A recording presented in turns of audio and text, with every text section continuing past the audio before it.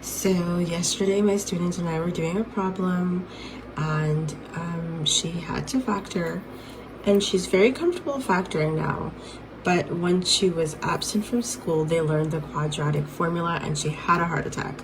So we factored this polynomial using product sum. So we found out that 6 and -2 would make this 0, right? So that's why we factor to find the zeros of a quadratic function.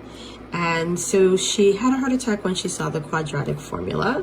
And she was like, "Miss, what is this? I don't understand. When do I use this?"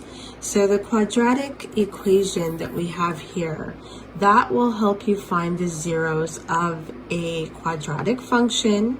If you can't use the other techniques like product sum, difference of squares, this will always allow you to solve for the zeros as long as it's in general form and as long as your quadratic function actually has zeros. So what does that mean? Well, a quadratic function is a second degree function, meaning the highest degree or the highest exponent is a 2. It gives a curved graph like this. Well, I mean, I can draw it better, but that's what it looks like. So it gives a curved graph. And if your graph actually passes through or hits the x-axis, these are the values of x when y is equal to 0. So when we are factoring, essentially we're finding what we call the zeros. So over here, that's why we set it equal to 0, right?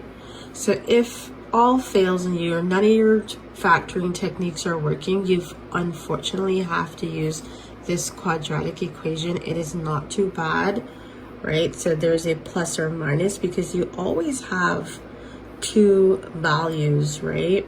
You always have, like over here, let's think about this.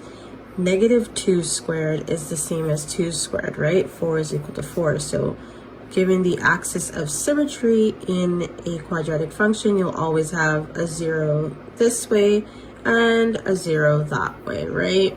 So that's why we do plus or minus. So you do all of this, and then after you simplify under the radical or the radicand, you have plus or minus. So the first 0 you find, you do plus or minus, that's what you get.